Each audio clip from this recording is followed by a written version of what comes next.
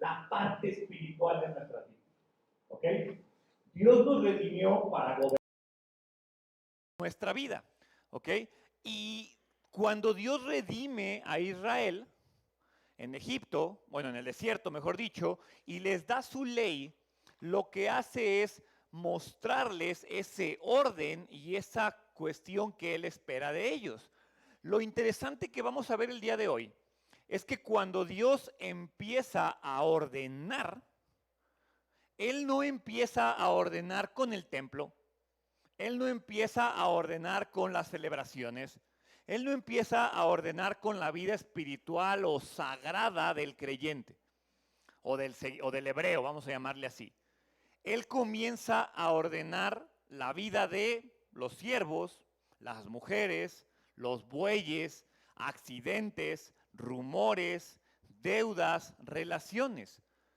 Básicamente yo no veo a un Dios diciendo, yo me encargo de la parte sagrada, de la parte espiritual de tu vida y tú encárgate del resto. Yo veo a un Dios que la predicación del día de hoy se llama Dios también gobierna los lunes. Dios también gobierna los lunes.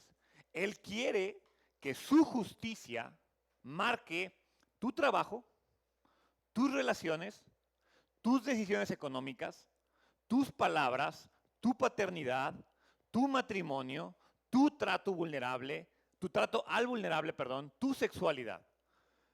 ¿Por qué? Porque para Dios no hay una separación. Tú eres un ser espiritual y por lo tanto para Dios todo alrededor de ti es espiritual. Contrario a lo que tú y yo podemos creer o hacer, porque a veces decimos que lo sabemos, pero operamos desde otra realidad, no hay una separación entre lo sagrado y lo cotidiano, entre lo espiritual y lo terrenal, ¿ok? Y eso nos confronta porque muchas veces vivimos como si Dios solo fuera el salvador de nuestra alma, pero batallamos para reconocerlo como el Señor de nuestra vida. Como si pudiéramos, vamos a llamarle, orar por la mañana y pecar el resto del día. Como si pudiéramos cantar con pasión los domingos en la mañana, pero tratar con dureza a nuestra esposa y nuestros hijos el resto de la semana. Como si pusiéramos amar a Cristo y tener una vida en desorden. Entonces, son cosas opuestas. Tú no puedes decir soy un creyente y tener una vida desordenada. ¿Por qué? Porque Dios es un Dios de orden. Y si Dios está en ti, invariablemente el efecto que se verá en tu vida es Dios poniendo orden. Entonces, si tu vida está en desorden, es porque el Dios de orden no está en tu vida.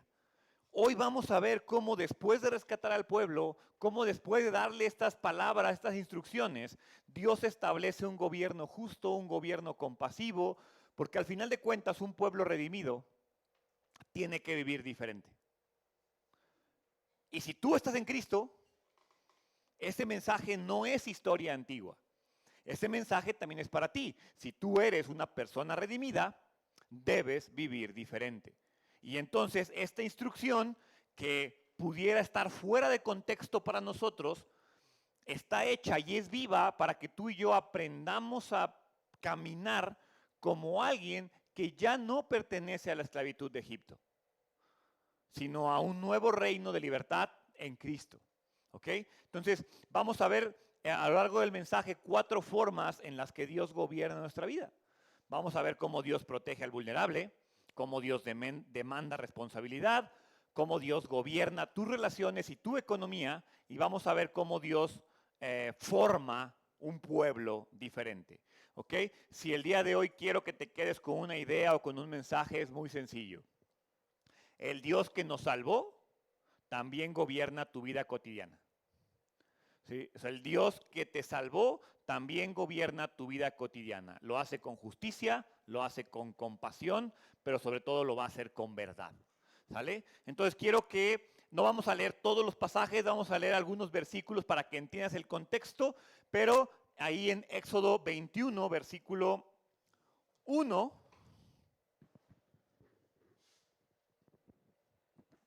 dice, estas son las ordenanzas que pondrás delante de ellos. Dios redime a su pueblo, ya no son esclavas, por lo tanto, ahora en el desierto les va a dar su ley.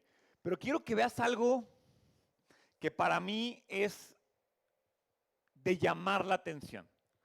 Que yo creo que son de esas cosas que, ya llegué a la parte de la ley. Bueno, a ver, ¿dónde acaba? Acá vuelve a aparecer Moisés, ¿no? Acá, ya te saltas la parte de la ley porque aparte creemos que no conecta con nosotros, ¿sí? Pero en realidad dice, aquí está la ley, estas son las ordenanzas, y lo que me encanta es que no empieza con sacrificios, con líderes religiosos, con templo, con estructuras. Él empieza hablando de los siervos.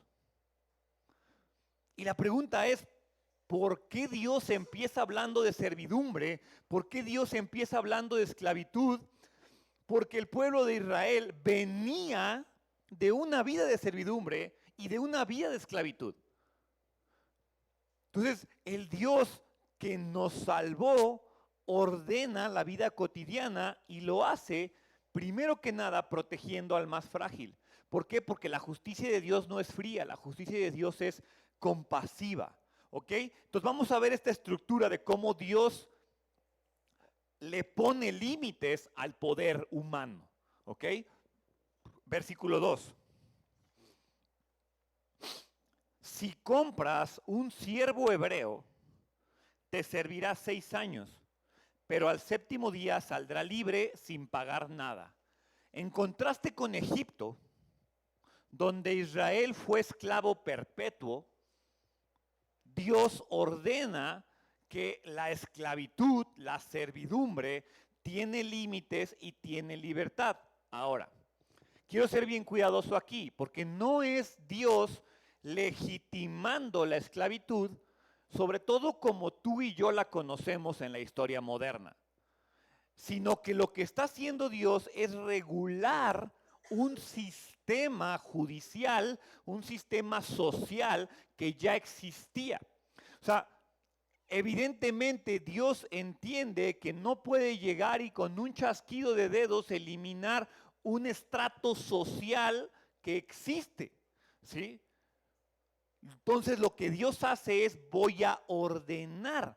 Y entonces lo que hace es establecer una especie de contrato. Por eso en el Nuevo Testamento, cuando Pablo habla de eso, habla de o se relaciona el tema de la esclavitud y la servidumbre con lo que hoy tú y yo podemos pensar en una relación de un trabajador y un empleado. Entonces no está hablando de una esclavitud donde te tengo con grilletes y te tengo a latigazos. Está hablando de una esclavitud como un contrato que en muchas ocasiones era voluntario. Los esclavos de aquella época era gente que llegaba con amos y decía, no tengo para comer, quiero ser tu esclavo, quiero ser tu siervo, ¿sí? Entonces, donde una persona se le trabajaba para poder sobrevivir, ¿sí? Ahora, ¿qué es lo que me gusta de este elemento? Que si Dios no pone orden ahí, donde el hombre tendería a abusar de su poder, Dios lo que hace es poner un freno. ¿Por qué? Porque Dios nunca va a tolerar el abuso, nunca va a tolerar el abuso de poder, incluso si tú eres el patrón o si tú eres el que paga, Dios nunca te va a permitir que tú abuses de ese poder. Hoy me gustaría que tú reflexionaras en si tu trato hacia las personas es digno. Sobre todo este elemento de si tú eres una persona amable con las personas de las cuales no tienes nada que recibir de ellos. Porque es muy fácil ser amable con el jefe, es muy fácil ser amable con personas que te van a dar algo. Yo lo veo en la iglesia. Luego el otro día me decía, platicaba con David, me decía, pues hija, pues que tú eres el pastor, a ti todos te dan su mejor cara. Pues sí, evidentemente, pero ¿qué pasa cuando tú no tienes, cuando la persona no tiene poder o no puedes hacer algo por ellos? Por ejemplo, llámese mesero, llámese chofer, llámese un conserje, un guardia de seguridad, el repartidor del Uber, ¿sí? Un asistente, un empleado. ¿Cómo eres? ¿Cómo te comportas con ese tipo de personas sobre las cuales tú tienes poder? Y lo que me encanta es que lo que Dios hace aquí es establecer un orden.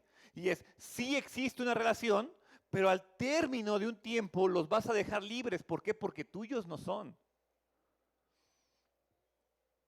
Si vamos al versículo 5, dice, pero si el siervo insiste, es decir, tú lo dejas libre, pero si el siervo insiste y dice, amo a mi señor, a mi mujer y a mis hijos, no saldré libre.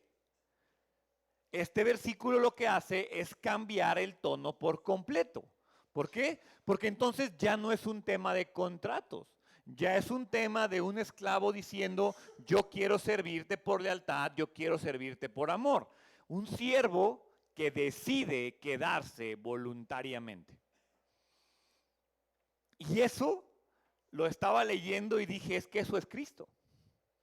Es una imagen increíble del Evangelio.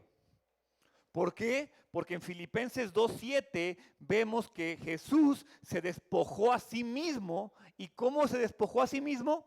Tomando la forma de siervo. Dios está miles de años después cumpliendo la ley que Dios mismo estableció aquí y por voluntad, por amor, si dice ahí, amo a mi Señor, amo a mi mujer y a mis hijos, no saldré libre, conecta con un Jesús que no fue forzado a ser siervo, que eligió amar y que decidió quedarse. En el versículo 6 vemos que les traspasaban el oído a los animales, ¿sí? Perdón, a los siervos que decidían quedarse. Jesús fue traspasado, pero Él no fue en la oreja, Él fue en las manos, Él fue en los pies y lo hizo por amor. ¿Ok? Entonces quizás esta semana lo que tú tienes que hacer para honrar esta ley no es ir con tus trabajadores y decirles, ¿te quieres quedar por amor a mí? Y te dicen que sí, le metes una grapa en la oreja. No está diciendo eso, pero que ya está diciendo, aparta tiempo específico para servir a alguien. Alguien que no tienes que servir, sino como un mero acto de amor. Dile a Dios en oración, Padre, hoy me quedo contigo. Me quedo contigo por amor. No me quedo contigo porque tengo que hacerlo. Me quedo contigo por amor. Haz un acto de servicio intencional como respuesta a otra persona. ¿Por qué? Porque muchos queremos ser salvos, sí, pero pocos queremos ser siervos. Muchos reconocen a Cristo como Salvador, pero no lo reconocemos y lo amamos como nuestro Señor. Porque amamos la parte salvadora de Dios, pero nos resignamos a la parte de que debo obedecerle. ¿Cuántos de aquí amamos obedecer al Señor? Jesús dijo, si alguien me sirve, que me siga y el Padre lo honrará. Versículo 7. Sigue estableciendo esclavitud. Ahora habla de las mujeres vulnerables. Y me encanta eso porque es 21:7. Si alguien vende a su hija como sierva, ella no saldrá libre como salen los siervos. Y entonces la gente dice, eso es machista. Eso es patriarcal. ¿Sí? Porque la mujer no va a salir libre. Y mira, no, es de nuevo. Por eso decía que no me podía ir verso a verso, porque sería sacar de contexto leyes que fueron establecidas para un contexto específico. ¿Ok? En una cultura como la de el pueblo de Israel en el desierto, que era una cultura patriarcal, que era una cultura brutal, esta ley lo que hace es, vamos a proteger a las mujeres sin recursos. Porque ¿qué crees que pasaba con una sierva que dejabas en libertad? No era como que, sí, ahora soy libre, voy a ir a trabajar y proveer para mi familia. No, una sierva dejada en libertad se iba a morir. Entonces Dios lo que hace es proteger a la mujer. La ley garantiza que si una joven era entregada como esposa o como esclava, tenía derechos plenos de comida, de vestido y de afecto. ¿Por qué Dios lo establece de esa manera y ante nuestra cultura pudiera parecer como patriarcal? o como machista, porque en aquel entonces no hacer esto provocaba que la mujer pudiera terminar muerta. ¿Por qué? Porque los derechos se violaban, ¿sí? Y por lo tanto, esto afectaba grandemente a la mujer. A las naciones vecinas esto era totalmente impensable. ¿Por qué? Porque la mujer no era nada. Y eso conecta con Cristo y el trato de las mujeres. Uno de los mayores argumentos a favor de que la historia del Evangelio y de la resurrección de Cristo no es inventada, es porque si alguien hubiera querido inventar una historia, no hubiera usado a mujeres como testigos. Porque en aquella época las mujeres eran poco menos que nada. Entonces, si tú vas a confabular y hacer una teoría de la conspiración de un hombre que resucitó, no vas a usar a mujeres. Pero Jesús honró a las mujeres, las sanó, les habló con dignidad. La mujer samaritana, la adúltera, María de Betania, todas fueron vistas, todas fueron defendidas, todas fueron restauradas. Entonces, fíjate cómo en este bloque de leyes, Dios ordena y Dios dice, hay que cuidar al vulnerable. Hablando específica de la mujer, la invitación el día de hoy es honra a las mujeres en tu entorno. Y ojo, eso no nada más es una instrucción para los hombres. Mujeres, honren a las mujeres en su entorno. A veces la peor enemiga de una mujer es otra mujer. Entonces, habla con respeto, no compartas bromas ofensivas, no chismies, no hables a las espaldas, ¿sí? No compartas contenido que la sexualice. Afirma a las mujeres con tus palabras, ¿ok? Eso es honrar. Entonces vemos cómo Dios ordena el trato hacia los vulnerables, hacia los siervos, hacia los esclavos, hacia la mujer. Y el siguiente elemento que hace es ordenar nuestra responsabilidad. Quiero que vayas al versículo 12, porque entonces vemos cómo Dios demanda responsabilidad. El que hiera de muerte a otro, ciertamente morirá. Entonces, después de proteger al vulnerable, Dios habla del daño de la vida, del cuerpo, de la propiedad. ¿Por qué? Porque hay un concepto que todos ponemos en el currículum y todos estamos para el perro en eso. Todos ponemos en el currículum responsable. Yo soy responsable. Todos ponemos responsable, honesto y sé trabajar bajo presión. No, nunca me encontré un currículum que no dijera eso. Pero si yo te digo, dime qué es responsable, ahí batallamos. Porque ni siquiera sabemos explicar qué es la responsabilidad. Dios demanda responsabilidad de lo que hacemos. ¿Ok? ¿Por qué? Porque la gracia no anula la responsabilidad. ¿Ok? La redención no elimina las consecuencias. Entonces vamos a ver cómo Dios distingue entre error y maldad. En el mundo antiguo, quizás no lo sabes o no eres consciente, la venganza era automática. Si alguien moría, en consecuencia alguien más debía de morir.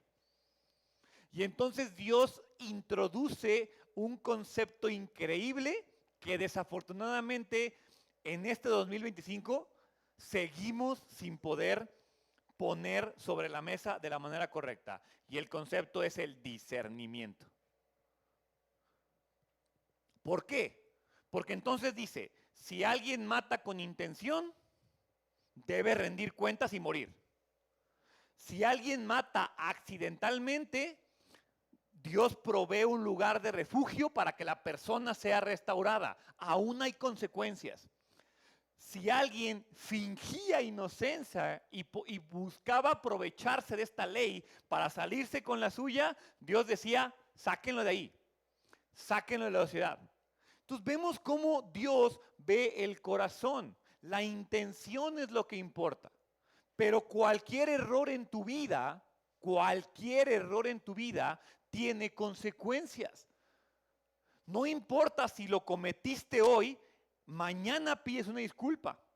O lo cometiste hace 20 años y 20 años después asumes tu responsabilidad. No es como que, bueno, pues ya pasaron 20 años. No, tienes que venir y restaurar y corregir el asunto. ¿Por qué? Porque Jesús mismo, sin haber hecho nada mal, tomó responsabilidad por lo que tú y yo hemos hecho.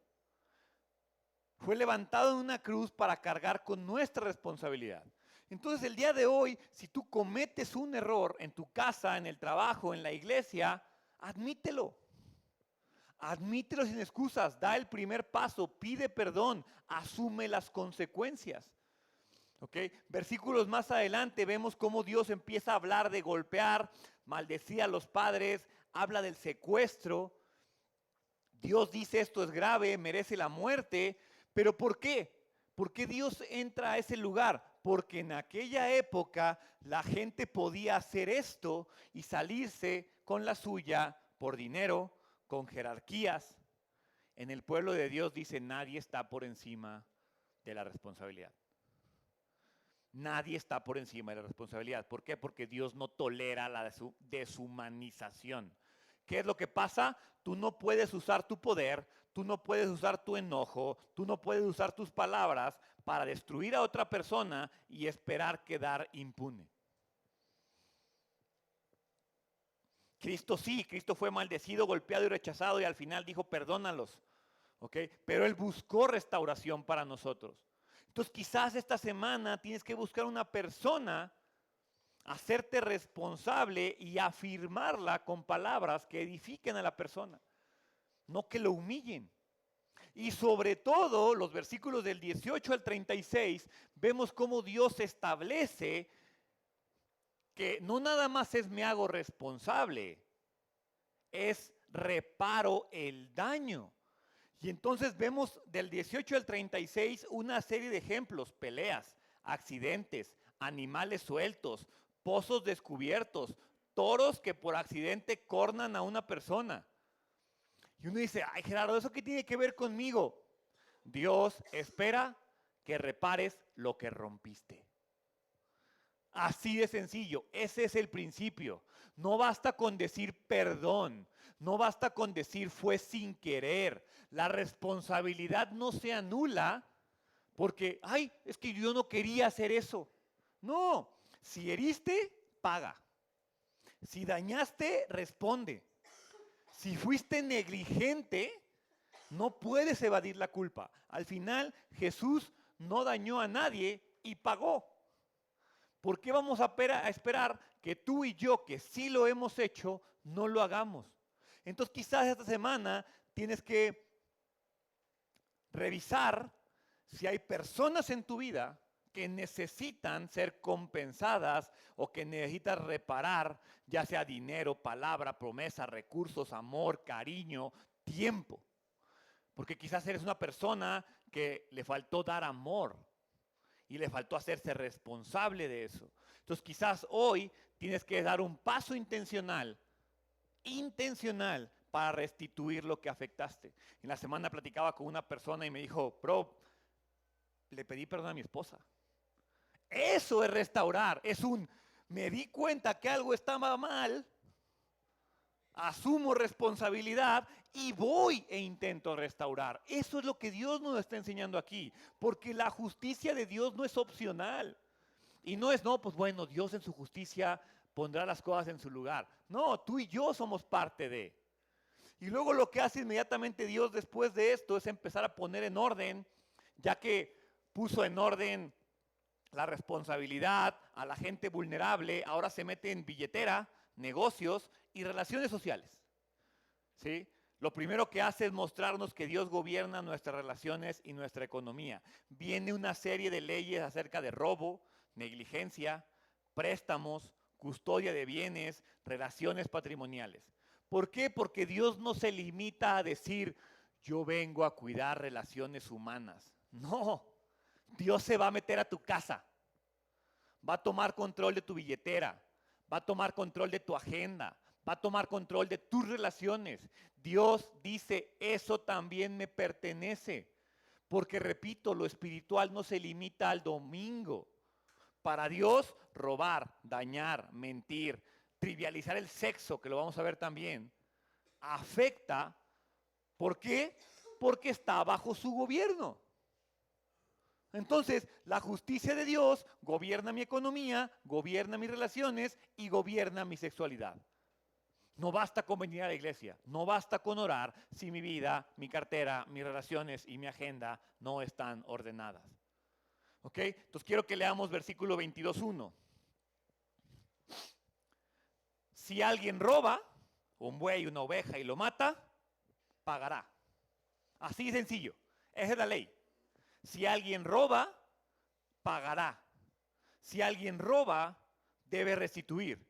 Dios no dice, bueno, ya se arrepintió y se siente mal, déjalo ir. No, repara el daño. Entonces es un concepto tan básico que si tienes hijos pequeños, se los tendrías que enseñar. Sari es muy buena en eso. Marcos y Pablo están peleando, uno agandalla al otro. Ay, perdón, hermano. No, ¿cuál perdón? ¿Qué vas a hacer? ¿De qué manera lo vas a restituir? Ya ves, es tan sencillo como de, bueno, está bien, que él vea la tele primero, ¿no? El otro día Marcos se sale de la casa sin permiso, ¿no? Y después regresa y le digo, ¿qué onda? ¿Por qué saliste sin permiso? ¿Y qué va a hacer? ¿Cuál va a ser tu consecuencia? 4 días sin Nintendo. Pues hasta yo volteé y le dije, hijo, tranquilo. O sea, no te pases. Nomás uno, hijo, ya. Pero es este elemento de que si hay algo mal, el daño tiene que ser compensado. Y lo más interesante es que esto es algo que yo tengo en contra del sistema judicial. Sí, no voy a entrar en temas, pero alguien secuestra, mata y ¡pum! A la cárcel. Y luego, o sea, ¿a mí qué beneficio me hace que se fue a la cárcel? O sea, no hubo una restitución. Digo, no porque te puedan restituir a una persona que te mataron, pero tendría que haber algo ahí, una manera de compensar el daño. ¿Por qué? Porque el principio aquí es que Dios no solamente quiere castigar pecadores, Dios quiere restaurar el daño. Jesús no robó nada y restauró lo que nosotros rompimos. Es un principio divino que está ahí. Entonces, no te detengas en solo pedir perdón. Si ya le pediste perdón, ahora ve y cómo restauro lo que hice. ¿Por qué? Porque la negligencia también es un pecado. Y esa parte yo creo que me trastornó. A partir del versículo 5 al versículo 15, Dios te dice, quizás no hay un robo intencional, pero si tienes un descuido, también tienes que ser responsable. Si prendiste un fuego y se te extendió, es tu culpa. Si se te escapó un toro y mató a alguien, es tu culpa. ¿Sí? Si alguien de tu ganado invadió un campo, es tu culpa y tienes que responder. Entonces, no es por lo que no hiciste, es por lo que no cuidaste. ¿Qué cosas de tu vida no estás cuidando? Porque quizás no estás haciendo nada malo, pero no estás cuidando lo que Dios te mandó cuidar. Y eso es negligencia. ¿Por qué? Porque aunque no sea intencional o aunque no estés haciendo nada, dice la Biblia, que pecado no es hacer lo malo. Pecado es, sabiendo hacer lo bueno, no hacerlo. Y eso es negligencia. Cristo nunca fue negligencia. Pagó las consecuencias hasta de mis descuidos. Entonces, esta semana, la invitación es, ¿en qué estás siendo descuidado? ¿En tu casa? ¿En tu matrimonio? ¿En tu paternidad? ¿En tu cartera? ¿En tu trabajo? ¿En tu iglesia? ¿En tu cuerpo? ¿En tu comida? ¿En tu salud? Haz un cambio concreto, establece orden, responsabilidad, seguimiento, comunicación. ¿Qué vas a hacer? Porque la negligencia es tu responsabilidad. Y después, versículos 16 y 17, Dios protege la dignidad en las relaciones. Dice ahí, Si un hombre seducía a una mujer y tenían relaciones sexuales, no podía decir, ups, fue un error, se me chispoteó. No, tenía que responder con matrimonio, tenía que responder con el pago del precio de la novia. Eso no es una cosificación de la mujer, de nuevo. Si lo leo en el contexto de 2025, sí, parece que están cosificando a la mujer. Si lo leo en el contexto de un pueblo, en una cultura patriarcal en el desierto, Dios está protegiendo, Dios está diciendo, esa mujer vale. Tus relaciones no son un juego. Lo que hiciste tiene peso. El principio detrás de esta ley es la sexualidad es sagrada. Y donde el mundo juega con el cuerpo, Dios defiende la dignidad de ese cuerpo.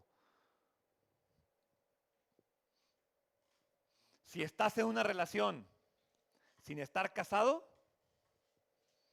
honra a la persona poniendo límites claros. Hombres, honren a sus novias, a sus parejas. Mujeres, tampoco se la pongan difícil. ¿Sí? Al final de cuentas, no normalices lo que Dios llama pecado. Lo vimos en la predicación del adulterio. El amor verdadero sabe esperar. Ahora, si ya caíste en pecado sexual, no lo escondas, busca ayuda espiritual, comienza un proceso de restauración. ¿Por qué? Porque la gracia de Cristo siempre va a ser más grande que tu vergüenza. Si luchas con pornografía, no lo justifiques como un mal menor. La pornografía distorsiona tu visión de la mujer, distorsiona tu visión del hombre, destruye tu intimidad, esclaviza tu mente. Cristo quiere hacerte libre de eso también. Si eres casado, sé fiel con tus pensamientos. Sé fiel con tus ojos, sé fiel con tu cuerpo. No trivialices los coqueteos, los mensajes, las fantasías. La fidelidad empieza con el corazón. Porque sí, el mundo puede decir es solo sexo. Dios dice no, es sagrado. Tú no puedes decir que amas a alguien si estás dispuesto a dañar tú y su relación con Dios. Solo por satisfacer tus deseos. Entonces, Dios gobierna la billetera, Dios gobierna las relaciones, Dios gobierna la sexualidad. ¿Qué pasa con la comunidad? Lo que sigue y lo que nos muestra es que Dios forma un pueblo diferente. Cuando alguien dice Dios es justo, a menudo tú y yo pensamos como en castigo, en lo legal, en lo que está mal. Pero para Dios la justicia no es solo la ausencia de mal, es esta presencia activa de integridad y verdad. Entonces no se trata solo de no hacer daño, se trata de vivir reflejando su carácter. En esta sección lo que vamos a ver es que Dios no está simplemente organizando a una nación. Dios está formando un pueblo diferente. Un pueblo que no se parece a Egipto. Un pueblo que no se parece a las naciones paganas. Un pueblo que no vive conforme a como viven los demás. Al final de cuentas, la justicia de Dios no es solo una justicia individual. Él forma un pueblo que actúa con verdad, con compasión, con justicia en todas las áreas, en lo espiritual, en lo social, en lo legal y en la economía. ¿Por qué? Porque Dios no tolera la falsa espiritualidad. Ve lo que dice el versículo, capítulo 22, 18. Y parece una ley sin sentido, ¿no? Dice, no dejarás con vida a la hechicera. Y entonces uno puede decir, pues no, yo no tengo hechiceras en mi vida, ¿no? Pero al final de cuentas, Dios hace a un lado el principio de la hechicería, porque lo que quiero es que nos enfoquemos en el principio atemporal de la hechicería. Dios aborrece la espiritualidad falsa. Y no me refiero solo al ocultismo. Me refiero a usar lo espiritual como una máscara para no rendirle el corazón a Dios. Me refiero a falsa adoración, superstición, manipulación religiosa, meditación, constelaciones familiares, cartas angelicales, sanar mi linaje, horóscopos, la cultura del wellness, limpias energéticas, auras, chakras, regresiones, cristales, terapias holísticas que alinean tu espíritu. Todo eso es falsa espiritualidad. ¿Por qué? Porque entonces veo gente que prende velas para atraer energías, pero no enciende su corazón a la palabra de Dios. Gente que guarda un cuarzo en el bolsillo, lo trae colgado, pero no carga con la palabra de Dios en su corazón. Gente que sigue un horóscopo todos los días, pero no sigue a Cristo cada mañana. Gente que habla de un Dios, pero no es el Dios de la Biblia. Gente que habla de cuidar su espíritu, pero no deja que el Espíritu Santo haga su labor. Y sobre todo gente que habla o dice honrar a Dios, pero que jamás se somete a su voluntad. Eso es falsa espiritualidad. Jesús confrontó a los fariseos. ¿Por qué? Porque tenían Biblia, oraciones, ayuno, pero no tenían a Dios. Entonces esta semana busca intencionalmente a Dios, pero no desde una falsa espiritualidad, sino desde un Dios, quiero que me confrontes con tu verdad. Versículo 21. Al extranjero no maltratarás ni oprimirás, porque ustedes fueron extranjeros en la tierra de Egipto. A la viuda y al huérfano no afligirán. Si los aflige, si ellos claman a mí, ciertamente yo escucharé su clamor, y se encenderá mi ira, y a ustedes los mataré a espada, y sus mujeres quedarán viudas, y sus hijos huérfanos. Dios protege al marginado. En una sociedad rota, Dios dice, cuida de los que nadie cuida. No explotes al extranjero, no ignores al huérfano, no desprecies a la viuda, no aproveches o no te aproveches de las necesidades del pobre.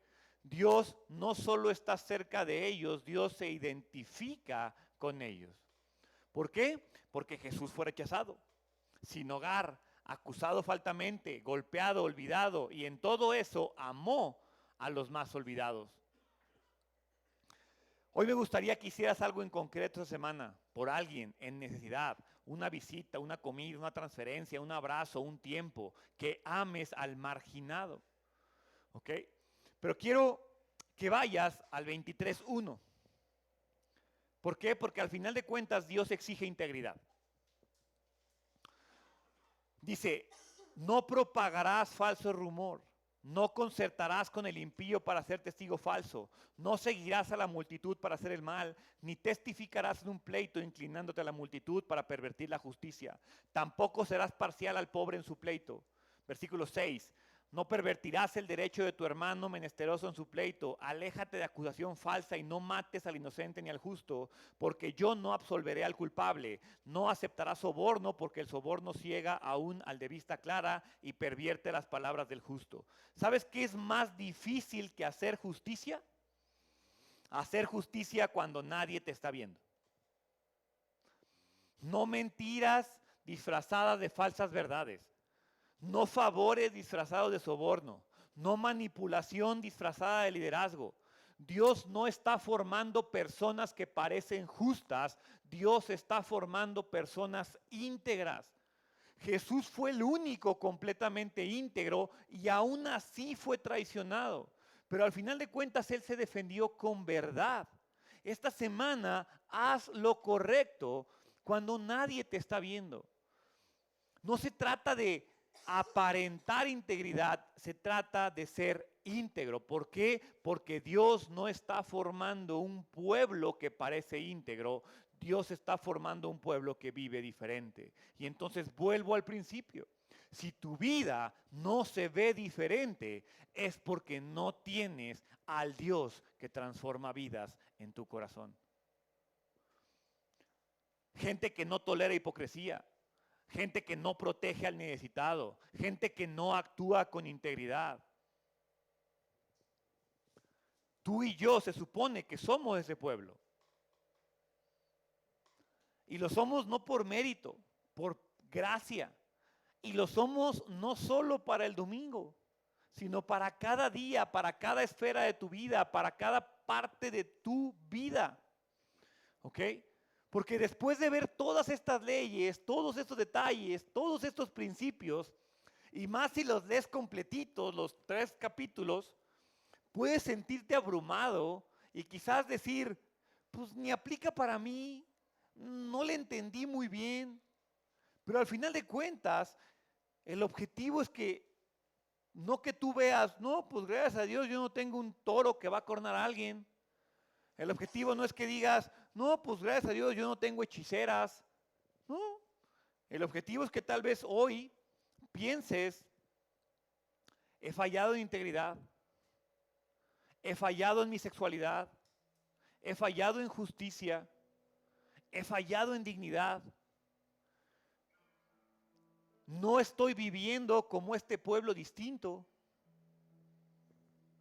Y entonces quizás tienes que decir, tú y yo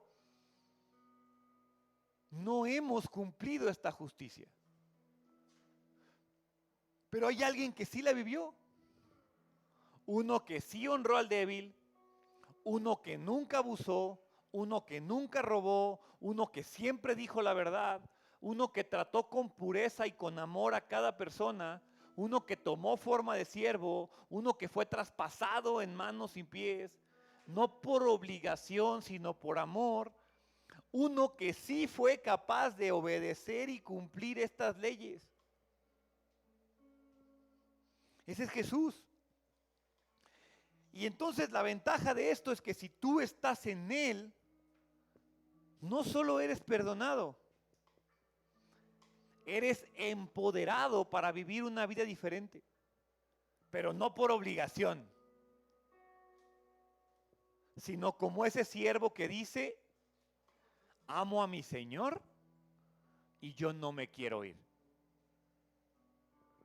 Dios lo que hace es comprarnos una libertad que costó su sangre, una libertad que costó su cuerpo, una libertad que compró su vida, te la da y tú con ella en las manos tienes que decir algo así como, Dios, yo no sé qué hacer con esto. Ten, te amo, no me quiero ir. Y entonces no te quedas como un esclavo obligado, te quedas como un siervo que se sabe amado, que se sabe cuidado.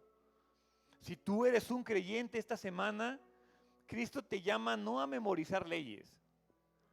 Cristo te llama a obedecerlo por amor, a mostrar que tu vida ya no está bajo el gobierno del mundo, de tu carne, sino bajo el gobierno de un Dios que te ama. Y si estás aquí hoy y tú no conoces a Cristo, si has vivido bajo tu propia ley, bajo tu propio deseo, bajo tu propio crédito, hoy Él te llama y te dice, ven a mí, yo te perdono, yo te transformo, yo te libero y yo no solo quiero salvar tu alma. Dios te dice a ti, quiero enseñarte a vivir bajo mi amor, bajo mi gobierno, un gobierno que es justo, compasivo, verdadero y que quiere lo mejor para ti.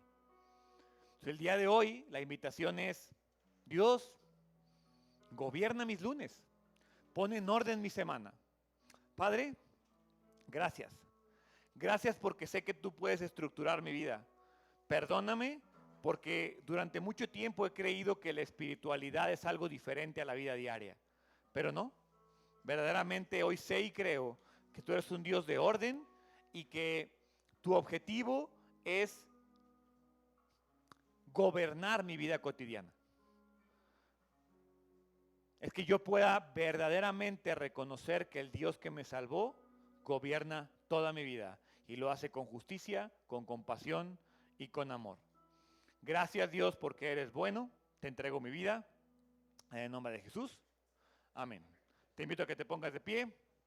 Iglesia Identidad, que el Señor te bendiga y te guarde, que el Señor haga resplandecer su rostro sobre ti y tenga de ti misericordia, que el Señor alce sobre ti su rostro y te dé paz en el nombre de Jesús. Amén.